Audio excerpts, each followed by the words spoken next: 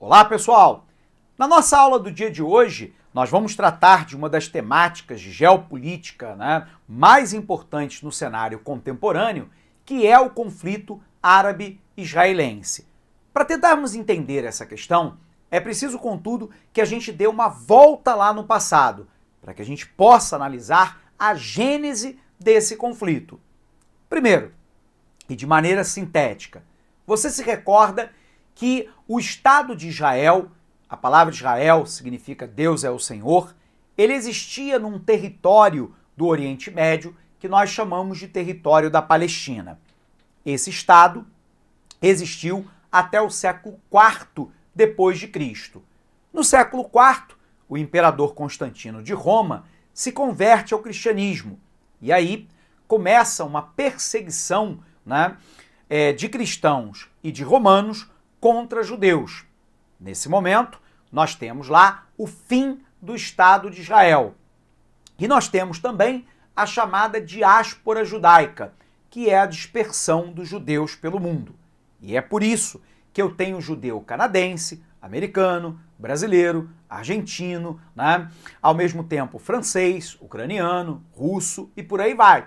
Porque a sociedade judaica, originalmente falando, era de tradição matriarcal, ou seja, era considerado judeu aquele que é filho de mãe judia. Nós tivemos uma pequena parte da população semita judaica que permaneceu no território da Palestina, embora o seu estado tivesse deixado de existir. Entre o século IX, X e XI, nós tivemos lá o aumento da migração de uma população árabe islâmica, que hoje nós chamamos de palestino, para a região da Palestina. Lembrando que árabe e islâmico são duas coisas distintas. No Brasil, muitas vezes, nós tomamos isso como sinônimo, quando na verdade não o é. Árabe é todo aquele que é da etnia árabe, que fala árabe, que tem características culturais árabe. A maioria dos árabes são islâmicos, porque islamismo é uma religião. No entanto, nem todo árabe é islâmico. Eu tenho árabe, por exemplo, embora minoria, que é cristão católico. No sul do Líbano, nós temos isso. Bacana?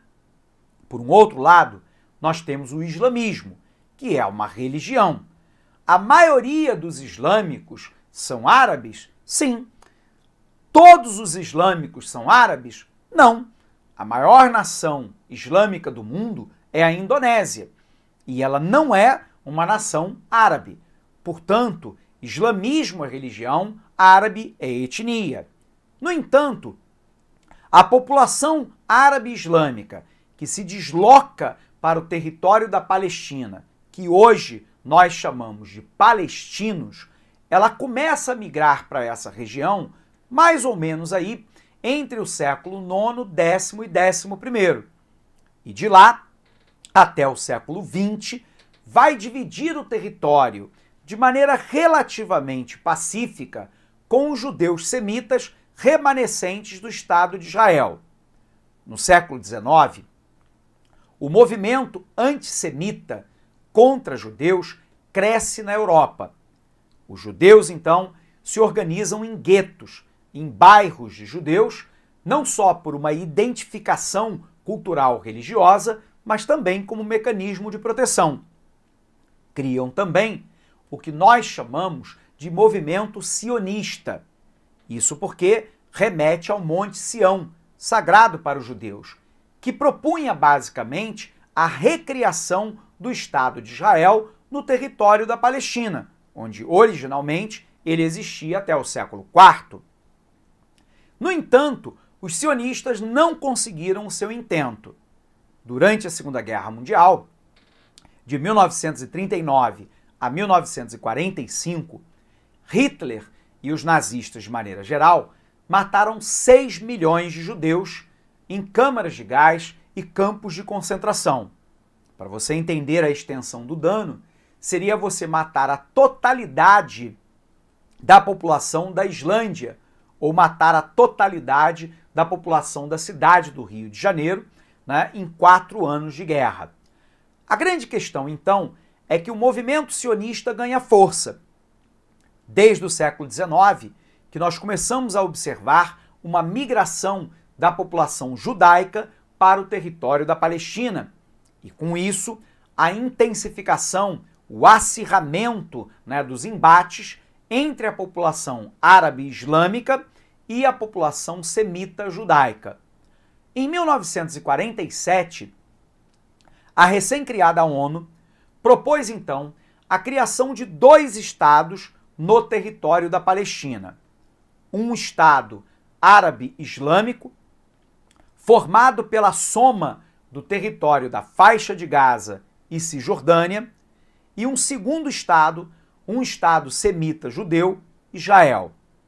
O grande problema é Jerusalém, porque Jerusalém é uma cidade sagrada para os judeus, pela existência do Muro das Lamentações, é sagrada para os islâmicos, pela esplanada das mesquitas de Al-Aqsa, e é sagrada para os cristãos, pela existência do Santo Sepulcro. A proposta da ONU é que Jerusalém fosse internacionalizada. Isso foi aceito pelos judeus, até porque não tinham nada para perder, mas não foi aceita pelas nações árabes islâmicas e nem pelo povo palestino. O resultado é que nós tivemos o início de um conflito entre 1947 e 48, e diante da incapacidade da ONU, né, de impor a sua vontade, em 1948, o líder judeu sionista Davi Ben-Gurion declara unilateralmente a criação do Estado de Israel.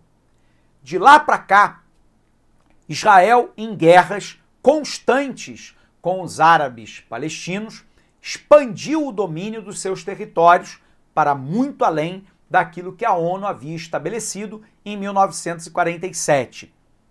Ela expandiu o território para a faixa de Gaza, hoje devolvida para os palestinos, para a Cisjordânia e para a parte de Jerusalém Oriental, que é reclamada como uma possível capital para o Estado palestino, um Estado árabe-islâmico ainda não criado. De lá para cá, foram feitas inúmeras tentativas de acordo de paz. Todas essas tentativas esbarraram, né, num posicionamento de Israel, apoiado pelos Estados Unidos até o presente momento, os Estados Unidos, que faz parte do Conselho de Segurança como membro permanente, e que, portanto, tem direito a veto nas decisões do Conselho de Segurança da ONU. Por que os Estados Unidos é um grande parceiro de Israel? Porque a área do Oriente Médio é o berço das 3 grandes religiões monoteístas, pela ordem judaísmo, cristianismo e islamismo. O Oriente Médio tem uma diversidade étnica, linguística, tribal e religiosa muito grande e, portanto, é complexa por si só. E lá eu tenho 65% do petróleo mundial. O resultado é que os Estados Unidos precisam de um aliado, esse aliado tem que ser Israel, o único país não árabe islâmico de todo o Oriente Médio.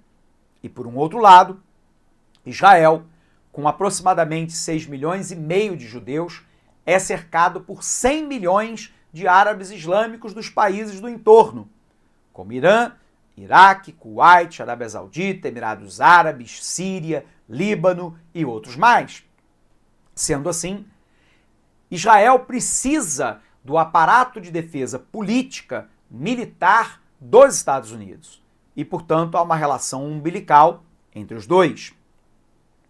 No momento atual, o Estado de Israel é comandado pela extrema-direita israelense, basicamente ligada ao pensamento conservador, sobretudo dos judeus ortodoxos.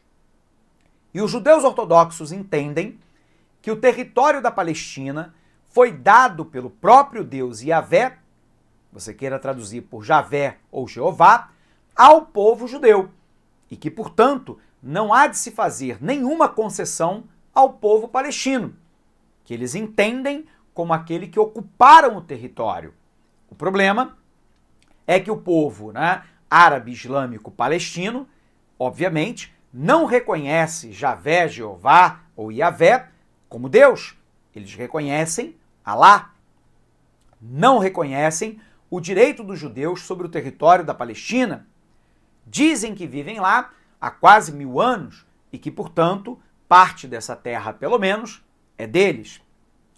De um lado, você tem os judeus ortodoxos radicais.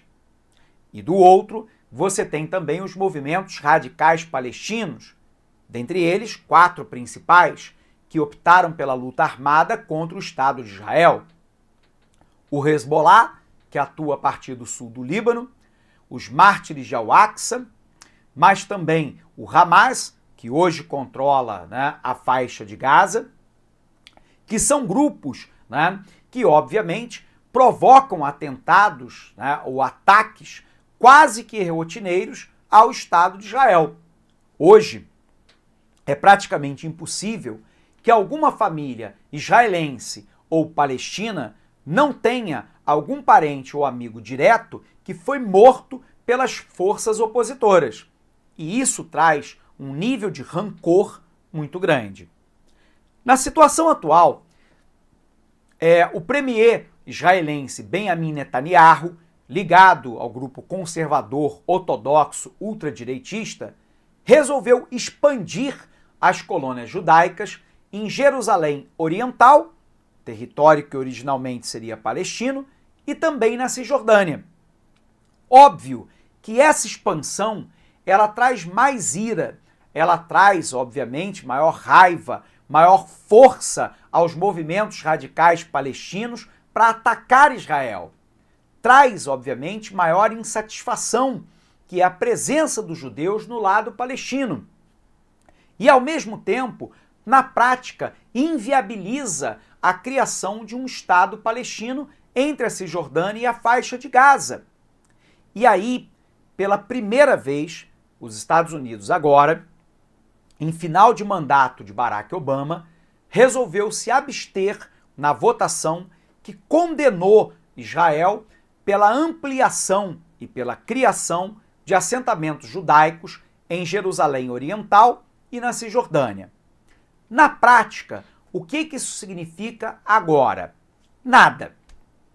Não há nenhuma sanção prevista, não há nenhuma imposição ou intervenção armada da ONU contra Israel. Mas isso é uma mudança de postura fundamental pelos Estados Unidos, o que não significa dizer que não possa haver, né, obviamente, no futuro, sanções do Conselho de Segurança da ONU e de países, né, de maneira individual contra Israel pela postura israelense de ampliar os seus assentamentos em área palestina. A pergunta é: por que é que o acordo de paz não é celebrado? Primeiro, porque eu tenho radicais de ambos os lados. Judeus ortodoxos de um lado, palestinos radicais do outro, representados basicamente pelo Hezbollah, pelos mártires de Al-Aqsa, pela Jihad Islâmica e pelo grupo Hamas. Do outro lado, Israel não aceita a volta de 3,5 milhões de exilados palestinos, porque se isso acontecesse, né, os islâmicos seriam fundamentalmente maioria no território da Palestina. Terceiro, Israel não aceita a perda do controle da água de Cisjordânia, que abastece até 40% do Estado de Israel. Outra, Israel não aceita que a definição das fronteiras seja naquelas definidas pelo acordo em 1947 pela ONU. Israel não aceita devolver Jerusalém Oriental para o controle palestino. Israel não aceita que os palestinos formem forças armadas. Se não permite isso tudo, a possibilidade de acordo nessa região é próxima de zero. Ok? Vamos conferir no material? Dá uma olhada para lá. Resolução da ONU condena os assentamentos israelenses. O Conselho de Segurança das Nações Unidas aprovou uma resolução que condena a construção de assentamentos israelenses em Jerusalém Oriental. e na Cisjordânia, ambos territórios reivindicados por palestinos numa das mais antigas e intricadas disputas territoriais do mundo. A resolução, que não tem efeito prático imediato, ela não obriga os israelenses a entregarem as terras aos palestinos ou a recuarem dos assentamentos já construídos. Ela tampouco prevê a aplicação de sanções, congelamento de bens ou uso da força, como acontece em resoluções mais fortes adotadas pelo Conselho de Segurança, que é o único órgão das Nações Unidas autorizado a adotar essas medidas. Mesmo assim, a adoção da resolução foi considerada um dos eventos mais relevantes da disputa entre palestinos e israelenses dos últimos anos, pois marcou uma mudança de postura dos Estados Unidos, que é o principal aliado de Israel, mas que se absteve da votação em vez de vetar a resolução, como vinha fazendo desde 1979. A ONU declarou que os assentamentos israelenses em Jerusalém Oriental e Cisjordânia são ilegais, de acordo com as normas do direito internacional, e determinou que a construção de novos assentamentos deve parar imediatamente, e afirmou que a construção dos assentamentos ameaça a possibilidade da criação de um futuro Estado palestino. Essas disputas já são de mais de 70 anos. O impasse teve origem em 1947, quando as Nações Unidas determinaram a criação de um Estado árabe e outro judaico na região, hoje disputada por palestinos e israelenses. Na época, Israel aceitou a resolução, mas os países árabes se opuseram a ela. Em 48, depois de um conflito entre os dois lados, Israel expandiu militarmente o seu domínio na região. Esse movimento se repetiria em 1967, na Guerra dos Seis Dias, quando os israelenses estenderam os limites de sua fronteira sobre territórios reivindicados por países árabes e pelos palestinos, incluindo os territórios mencionados agora na resolução. Apenas 25 anos depois, em 1993, o governo israelense se comprometeria a recuar, em parte, aos limites de fronteira pré-1967, nos termos de um processo que ficou conhecido como Acordo de Oslo, na Noruega. Outras negociações se seguiram entre as duas partes em 2000 e 2007, mas com impasses intransponíveis sobre o retorno de 3,5 milhões de refugiados palestinos aos seus locais de origem, desocupação de assentamentos construídos sobre terras reivindicadas pelos palestinos, onde hoje vivem 150 mil judeus, e a partilha de Jerusalém, considerada ao mesmo tempo capital de um futuro Estado palestino e capital eterna e indivisível de Israel. Isso fica claro aqui na ocupação do Estado palestino, né? Observe a Palestina e o Estado judeu em 1946, né? Os judeus ocupavam a parte em branco e os palestinos em verde. Na partição da ONU de 1947, os palestinos ficariam com a faixa de Gaza e Cisjordânia, e os judeus com o restante do território. Jerusalém seria internacionalizada, sob controle da própria ONU. Entre as guerras de 1947 e 1967, Israel amplia o seu domínio, até que nos anos 2000 ele tem praticamente o controle completo do território da Palestina, enquanto que o Estado palestino não foi criado até os dias de hoje. E isso é o grande motivo de conflito nessa região. Ok? Pessoal, abraço grande a todos e bons estudos!